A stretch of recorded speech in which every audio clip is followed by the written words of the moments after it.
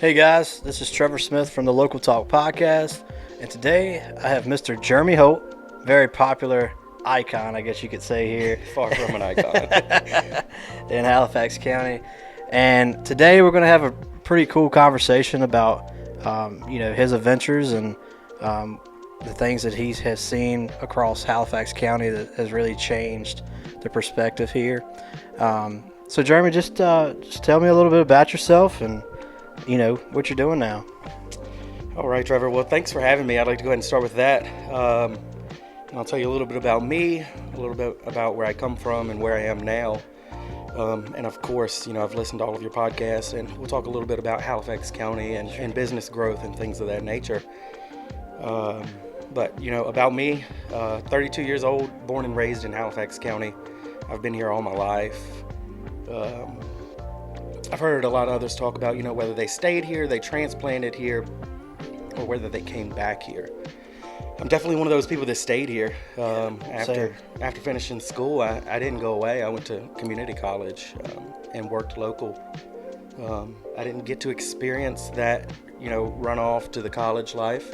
But I think that has a lot to do with my growth and success and my business now. Absolutely. Like I said, I was born and raised here. Before working in real estate, I worked, fire and EMS, whether it was volunteer or career, for just under 10 years. And, a lot of people don't know that about me. Sure. But that's how I made a lot of connections in this county. Yeah, absolutely. I had a short tenure with Duke Life Flight. Everybody knows Duke Life Flight, nationally accredited flight, critical care. Absolutely. Worked down there on their ground units and stuff. And that lasted about 6 months. And I was like, I expected this to be the change that I needed in my career, to kind of give me that oomph, to be as excited about it as I was when I first started. Like I said, I gave it about 6 months, and I was like, it's time for a change. And I went into dental marketing. Dental Dental marketing, that's it. Nothing wrong with dental marketing. Nothing at all.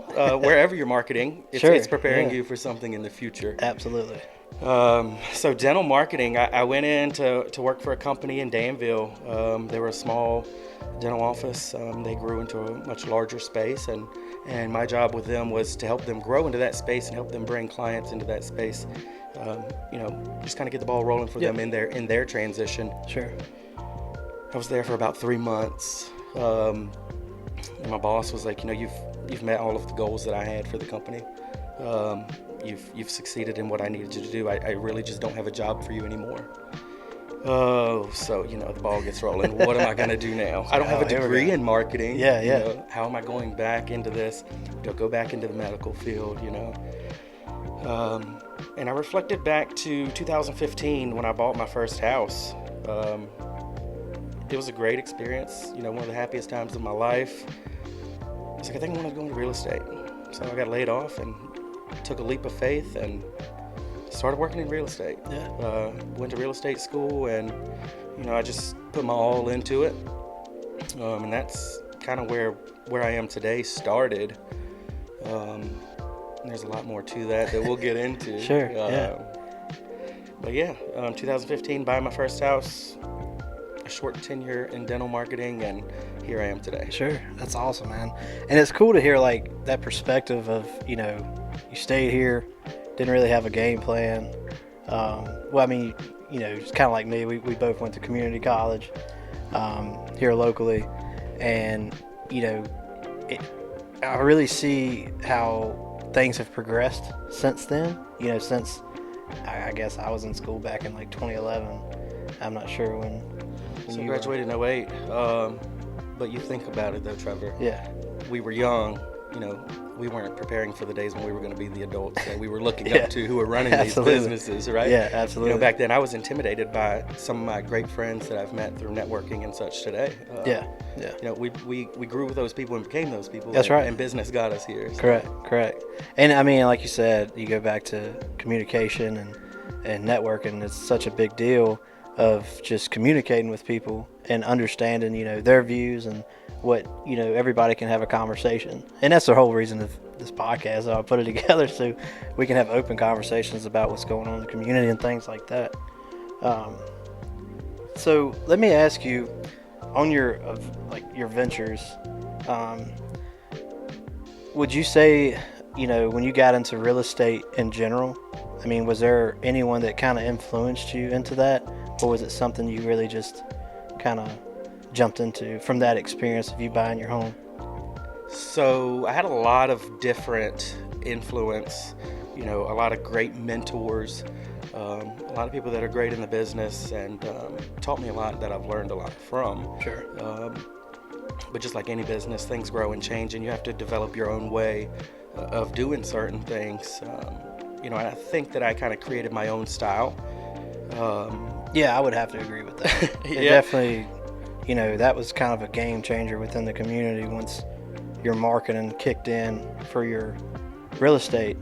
It definitely transpired from probably the dental marketing. Once you got up and going into your real estate, it was very eye-catching, especially from another marketer from, us Oh yeah, talking. for sure. It's very eye-catching. It was like, what is this? Who's this guy? Like, what's this guy doing? Right. You don't know me, you're gonna find out. Correct. And that's what it's about. Especially, I'm sure, in the real estate business, it's definitely, it's all about connections. It's all about networking, because how do you know who needs a home sold or land sold or anything like that without networking? Right, for sure. So to give a more detailed answer to your question, ever since I was a kid, I remember when my mom bought a house in South Boston, and Radford Trent was her realtor. I remember him and that entire process, that as far as what I was involved in. But somewhere along those lines, of course, when the internet became a thing. Sure. A lot of people who are going to listen to this, I'm like, the internet became a thing. It hasn't always been a thing. Yeah, so when the internet became a thing, I used to watch the Davis Company. I'd look at their website all the time. Honey had a way with words, and her marketing, still today kind of guides me in some of the things that I do, because Sure. she had a special technique and a way she done things. And I've developed one of my own, and she was a big part of me wanting to get into what I'm doing. Yeah, absolutely. Well, that's pretty awesome. Definitely having somebody to kind of guide you through and not guide you through, but I have a lot of influencers too, in the type of work that I do, and whether they're local, whether a big influence for me is my family. It doesn't really have to be professional for me, but For sure, and I get that as well. it's just having perspective of, like, my family, not just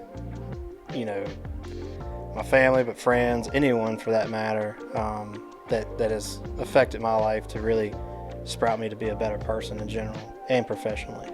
For sure, and I get that as well. I grew up with a single mom, and she worked 12-hour shifts at Goodyear. Yeah. Watching someone do that, as I'm growing up, and she's hustling, Sure. for lack of a better term, Yeah, grinding, yeah, exactly, to push herself, grow herself, put herself through, dental hygiene. Watching that work ethic that my mom had, was definitely instilled in me and what I'm doing for my business. Absolutely. So, there's definitely a lot of personal and professional guidance in what I'm doing. Absolutely. So, on your, I guess your venture throughout this process of you becoming, really, real estate is your bread and butter. Is what you're gonna do. That's it. Is there anything along the way that you didn't expect? There's a lot that I didn't expect. I often tell people that every real estate transaction that I get into is different than the last one. No real estate transaction is like another. Some of them can be simple, easy, no inspections, cash closing. I write the contract, we do our walkthroughs, I stay in touch with attorneys, and we're done. Yeah. And then some of them are literally up until 1 a.m, very in-depth, working with the lenders, working with the attorneys. And then there's things that come up, especially with COVID. Gosh, all these guidelines changed and the way we've done things changed. It's one of those things that, like I said, nothing's ever the same. It's always changing. You kind of roll with the punches, I guess you'd say. Yeah, for sure. I would say, like, definitely, those challenges always, for me anyways, has gave me another perspective and to how I could overcome them or learn from them. and I think definitely from your experience of what you've seen in the past, how many years have you been in real estate now? I've been in real estate for 5 years. I'm on year number 6, which is crazy to think. Yeah.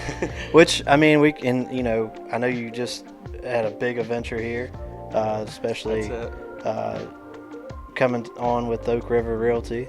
That's right. The last about 30 days, month and a half, have been insane, intense.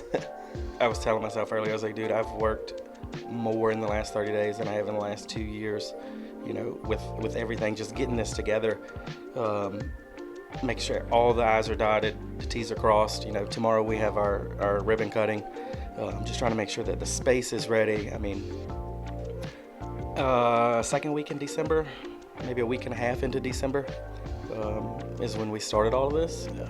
And January 1, we opened the doors. So yeah, that tells you how much of a grind went into the end of the year. For sure. Of course, we had some great people behind us. Kurt Royster, he's Oak River Realty in Clarksville. He called me up and he's like, do you want to do South Boston? Do you want to step out and have a firm there, and be a part of Oak River? And I was like, that sounds pretty cool. What time frame are you thinking? He was like, let's just start working on it now. Then I bumped into a friend of mine and they were like, what are they doing with that space over in Riverdale? I was like, what are you talking about? Rode to Riverdale, I saw the for rent sign, and I called up Kelly. I was like, what's going on here? She said it's open, and then it just started rolling from there. I came over and looked at the space. Kurt came in, he was like, yeah, this is going to be perfect. We rolled in. Kendrick Height, he done our floors. Ethan Royster paint slinging, he come through and put an amazing touch on all these walls, and it really brought it all together. Of course, couldn't have done it without Kelly, and we really appreciate everything you've done. Sure. With our graphics and our signs. If you ride by, you see it, stands out to you, and it looks really great. But we put some people to work. Yeah, for sure. Put some people to work and grinded through the end of the year. Yeah, and the good part about it is it was a bunch of local people coming together doing what local people do. Absolutely. Small town America, can't beat it, right? That's right. Small town USA. That's it. So I got a few questions that I've just been looking at, but I don't try to stick to a guide or anything, but I think this is a pretty big question. And really, I like to ask it. It's probably the first time I've ever asked it on the podcast, but the reason I want to ask it, because from small town America and from your background and things that you've really, didn't go do the college aspect, didn't, the typical small town, I guess, lifestyle in a way. Right. If you, let's say, down 30 years from now or 50 years from now, whatnot, what do you want to be remembered by? That's a tough question. My biggest goal, more than being great at what I do in real estate, is helping other people. Whatever I can do for someone else, I feel like will come back to me later. Yeah. And in fire and EMS, volunteering with different organizations in the community, I just love helping people, and that's my jive. Yeah, for sure. And I think that's a big thing for myself as well. It's seeing our community as a whole grow and together. Not just one individual or anything like that, because it takes a whole team. Oh, for sure. To make sure we all promote growth within one another and within our community as well. What do you like to do on Friday nights? Oh, Friday nights. Usually, I take a look at what's happening in Halifax that Hype puts out and plan my weekend around that. Yeah. It's usually always something going on, between Thursday evening and Sunday afternoon around here. You can normally find me at the brewery or maybe over at Barry Hill having dinner, or I'm a frequenter at Molasses Grill. You never know where you're going to find me, but, Yeah. I try to stay, present in Halifax. Yeah. I think that's also a big part of my business. Is being in front of people. That's right. Marketing, very big part of marketing is staying in front of people. All the time. Everywhere I go, the biggest question is, how's real estate? Real estate is great. You know? Yeah. Houses are selling. Even if it's not. Even if it's not. But there's always a great side to it, for sure. But, you know, ever since I've been in real estate, 5 years now, real estate's great. Things changed with interest rates last year, but real estate's still great. Our inventory is still on the low side, so things are still selling. But like I said, everywhere I go, somebody asks, how's real estate? That's great. Let's start a conversation. Yeah.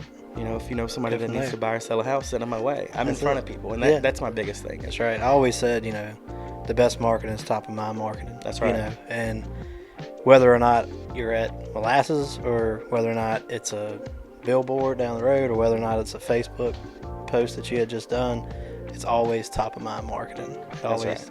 You know, that person that might have didn't speak to you at Molasses, or they just saw your ad on Facebook, or they just saw, you know what I mean? So being in front of people, for sure, it's super important, and being, you know, the first thing that people think of when they need that particular service. Oh yeah, 100%. And being in front of people not only is in public, like you said, social media presence is big in small town Halifax County.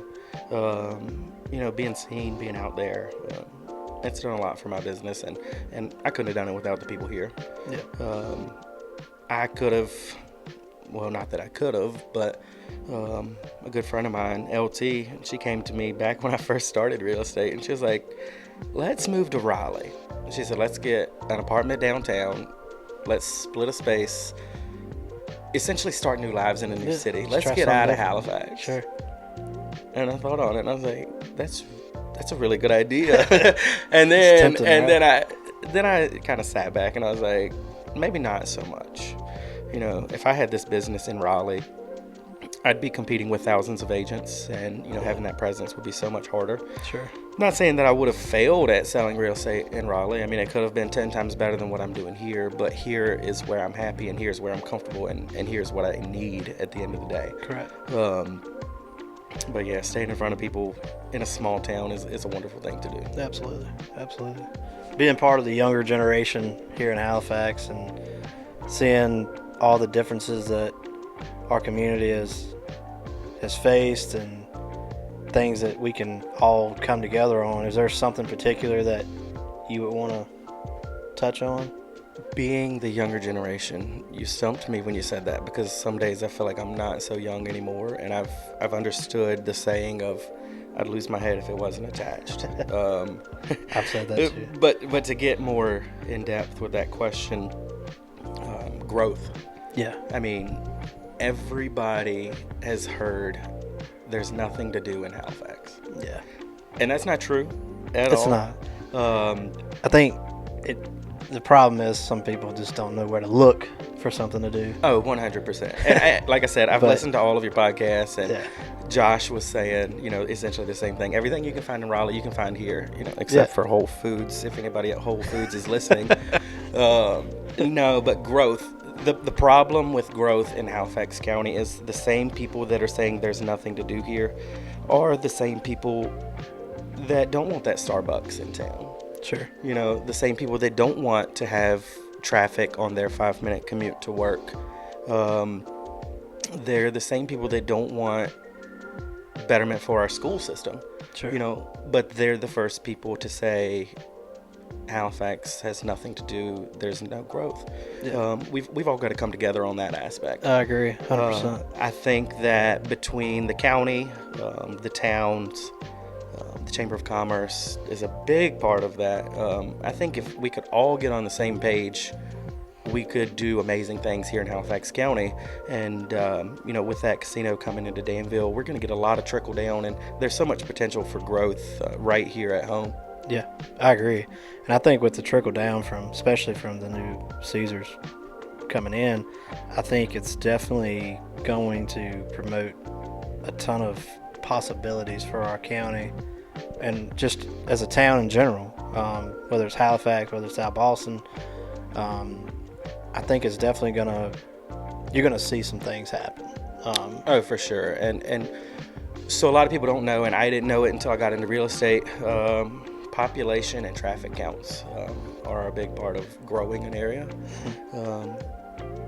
fortunately, we're hanging out right here at the brand new Oak River Realty in Riverdale. Yeah. And being that Danville is straight up 58, I'm hoping that traffic count does a lot for us. And, maybe we can get a Chick-fil-A over here on the hill or something like that. That'd be cool. Traffic counts, it's going to drive us, and then, we'll get those trickle-down businesses here Or as well. cookout, man. Like, I love cookouts. We could do cookout, too. Yeah, right? cookout's cool. I mean, if we can't get the Chick-fil-A, I'll take a cookout. There we go. Or even like a cool beer garden or something would be cool. Just something different.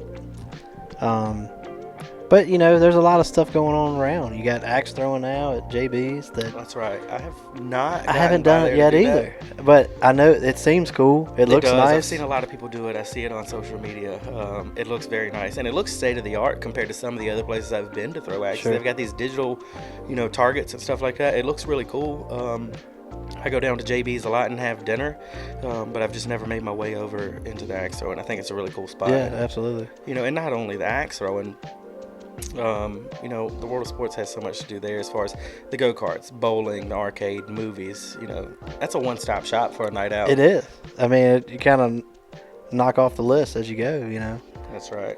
And then, if you're not, into doing all of those things, you want something more chill, more relaxed, the brewery downtown is great. They got a ton of live music now too.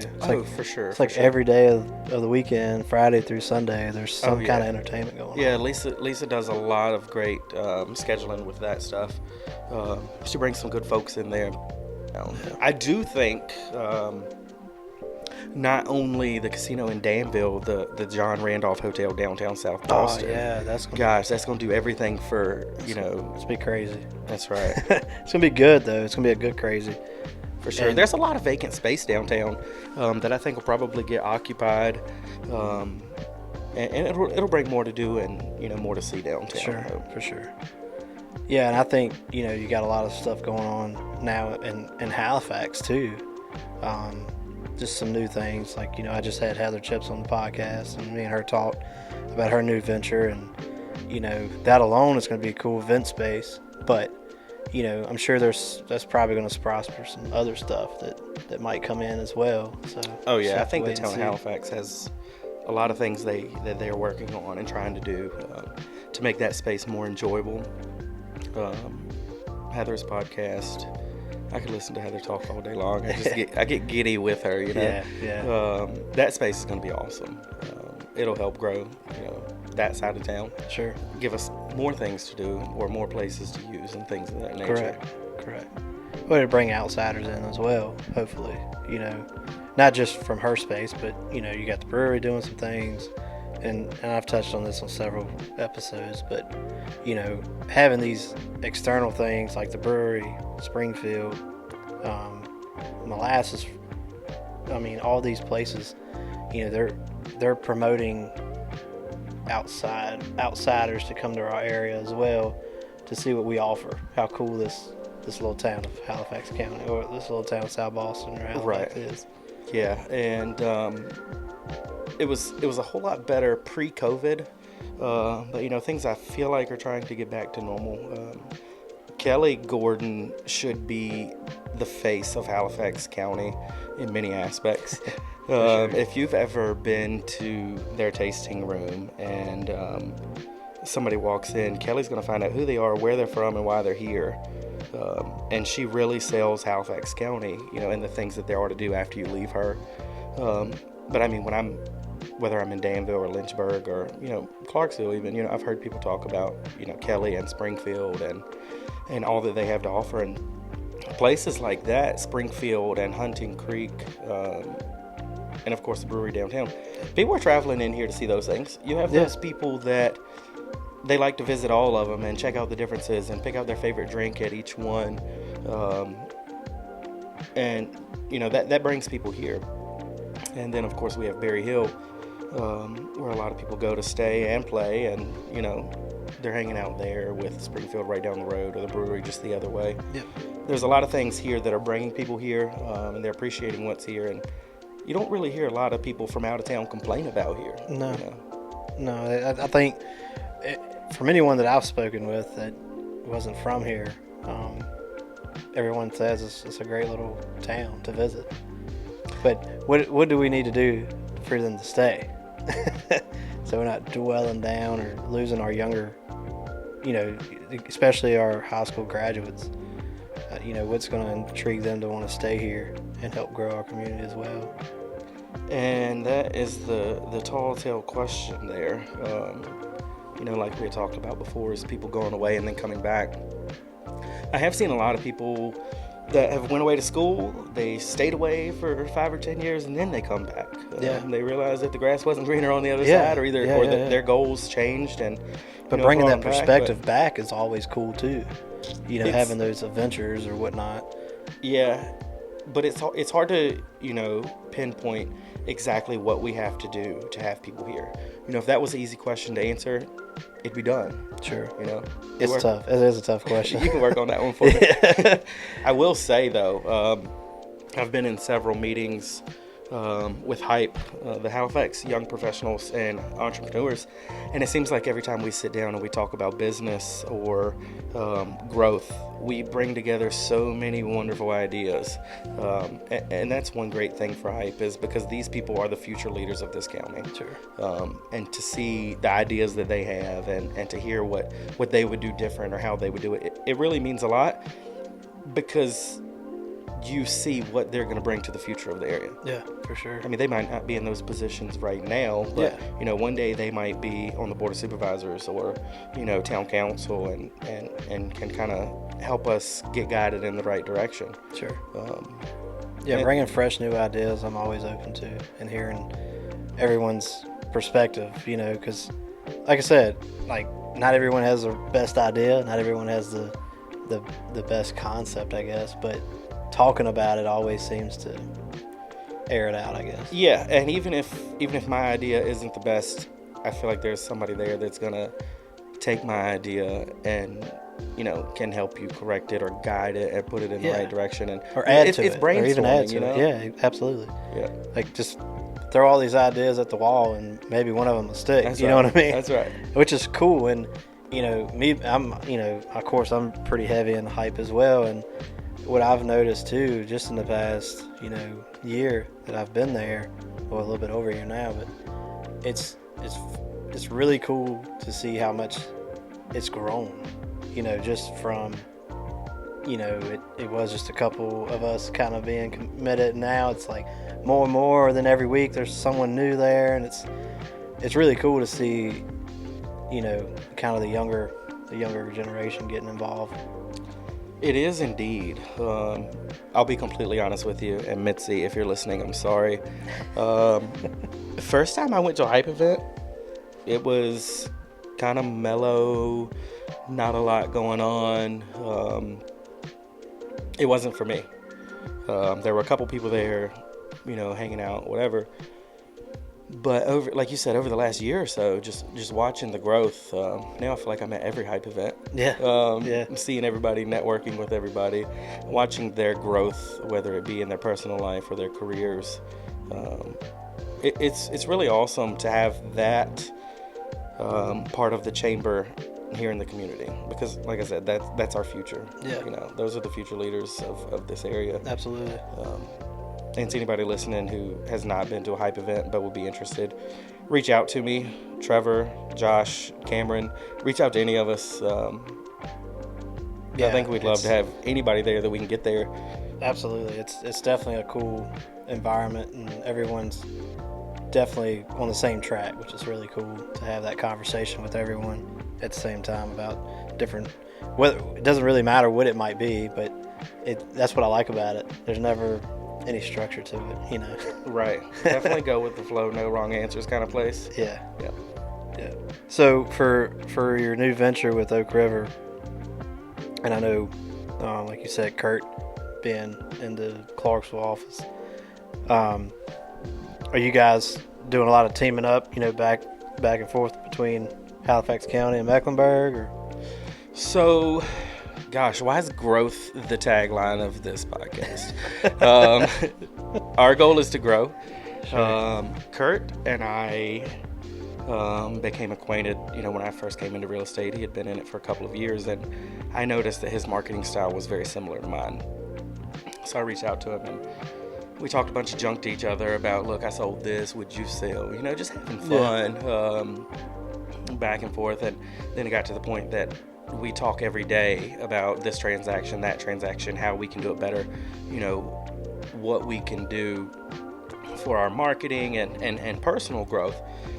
And then, like I said, that went on for a few years, and he came to me and wanted to grow into South Boston, and he's like, I can't grow there without you.